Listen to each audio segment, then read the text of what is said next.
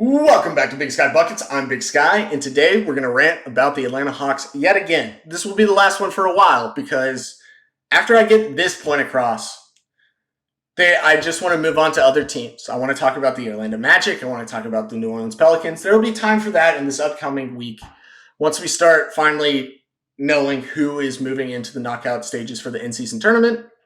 Both of those teams looked very primed to move on. They're just waiting on the Houston Rockets and the Boston Celtics, respectively, to see if they can make it to 3-1 and have a point differential better than theirs while they are at 3-1.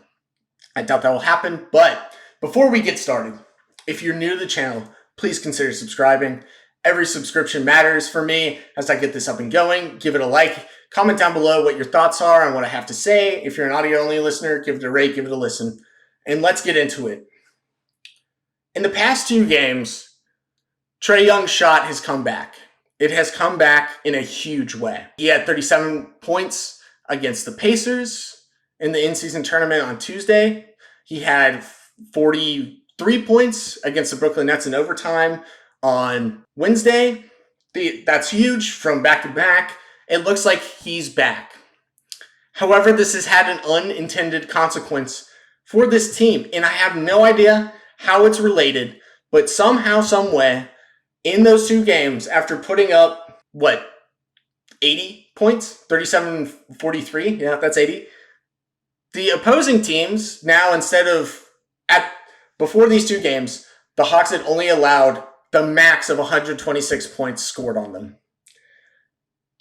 In two games, the opposing teams have combined for 302 points. 145 from the Nets, 157 from the Pacers. This defense has fallen off a cliff, just as Trae's shot has fallen. And to me, a big factor of that is DeAndre Hunter and Clint Capella no longer fit in this system. Under Nate McMillan and Lloyd Pierce, this was understandable. These were defensive-minded guys that wanted to run very simple offenses. And we kind of had moved past that just in general in the NBA. There's more need. The ball movement feels like it needs to be a necessity in the NBA for teams to succeed. That is something I can talk about more in the future. But here, DeAndre Hunter offensively is only good when he can get his shots up. He is not good at passing the ball. He's currently averaging 1.4 assists to 1.4 turnovers. So an absolutely nothing burger. Perfectly balanced, right? Except in the worst way possible. He's also only capable of guarding certain players and a specific player type. Kevin Durant, Brandon Ingram, those kinds of guys, lanky, tallish, wing players that love shooting mid-rangers. Those kind of guys, DeAndre Hunter will do his best to lock them up. Sometimes it won't happen because Kevin Durant is Kevin Durant. And Brandon Ingram is just like smaller Kevin Durant, who's not necessarily as good, but he's still a fun time to watch. Otherwise, DeAndre Hunter just gets blown by on defense. He's playing the worst defense of his career. He's actually has the worst defensive rating on the Atlanta Hawks, period. He doesn't fit. We can't keep playing. The Hawks cannot keep playing this guy as a starter just to be able to assess trade value, because as it stands, it's just going to get worse and worse, and it's just going to make this team worse overall. They're now struggling. They're back to 500, a tale as old as time. If you followed the Atlanta Hawks last year, you would know they were the most mid team of all time. They could not stop being at 500. Whenever they lost, they would lose a maximum of 2 games, and then they'd win 2 games to get back to 500, and then they get 1 game above 500, and then they'd lose 2 to go below 500, and then win a couple more. And then they ended the season at 41-41. I think they scored and allowed teams to score the exact same amount of points. It was just perfectly average mid-team. That is not what this team should be this year. And part of this is that he's playing too many minutes because Quinn wants to run this 8-man rotation in the regular season. Now, I have been critical in the past of Nick Nurse's Toronto Raptor 7-man rotation where they just play too many minutes and they'd get gassed by the playoffs or wouldn't even make the playoffs and it'd just be a disaster in the past couple of years. That's essentially what's happening here, except two players, DeAndre Hunter and Clint, are playing over guys that have been a net positive so far. Now, I'm not going to say Sadiq is a good defender, but right now, because his offense is significantly better than his defense, which you can't even say about DeAndre Hunter, it tells me that a Trae Young-led team typically can make up for the bad defense by having an insane offense. Now, they're rated number 2 in the league right now in offensive rating. But the offense still, when you watch it, it doesn't really feel that good all the time. Regardless of the Trae shot falling or not, it's a lot of free throws. It's really grimy kind of offense. And I sometimes I kind of forget like how good they are when I watch it because I'm just like, what the hell is this team? And Clint is taking minutes over Onyeka, who this offense was 100% designed around. Onyeka is more of, because he's smaller and he's more of a Bam Adebayo archetype of player. He's definitely not Bam Adebayo, don't get me wrong. But he can dribble the ball. He can he can Euro step. He passes the ball a lot. And his connection between Jalen Johnson, who is a top 2 player on this team, in my opinion, is incredible. And collectively, they are 2 of the best rim protectors in the league, which Jalen Johnson is not even a center. And Onyeka comes off the bench.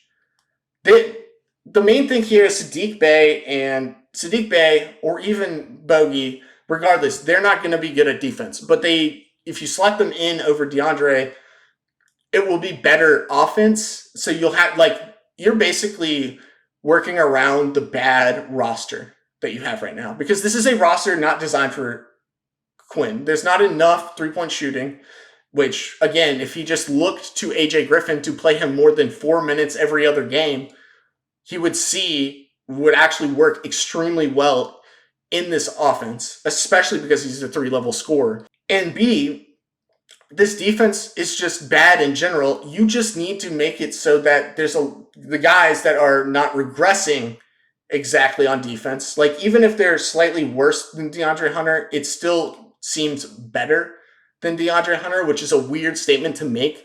It's solely because DeAndre Hunter's offense is so much worse than Bogey, than Sadiq. When DeAndre Hunter, Clint, Jalen, DeJounte, and Trae are out together, this team is not good.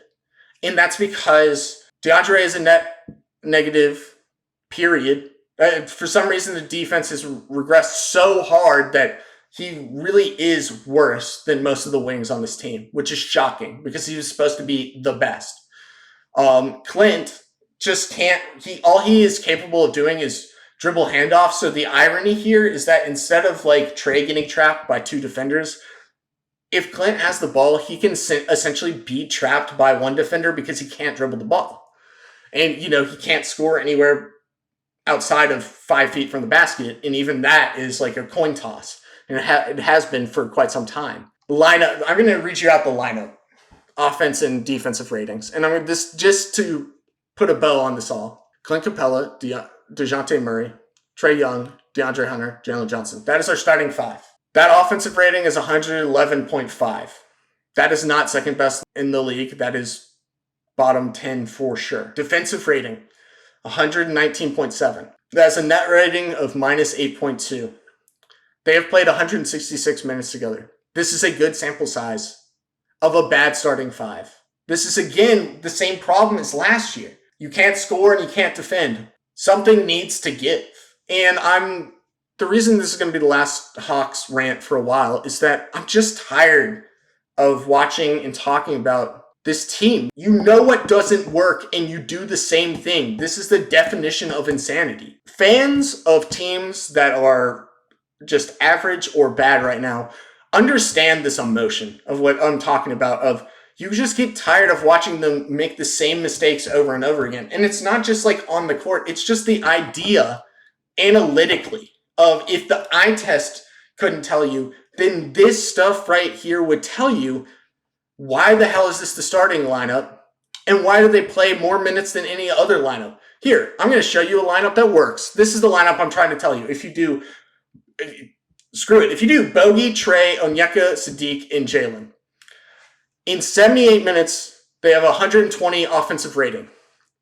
They have 110 defensive rating. That is almost 10 points different defensively. And that's 9 points different, 8.5 different offensively. Net rating of 9.9. That works. Even if they're not great defenders, the offense is so insane that other teams have to hope they can. It's like the Pacers. You play with a high octane offense that moves fast, moves the ball a lot, gets others involved, and you just outscore your opponent, and that can sometimes make your defense better because teams become pressured to keep up with you, to try and catch back up to you before they can slow the pace down.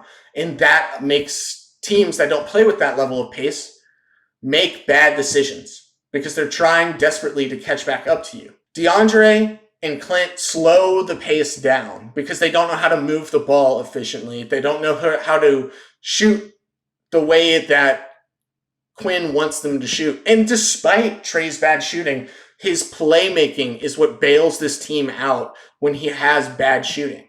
Because he's not Tyrese Halliburton right now, but he is the second best playmaker in the league.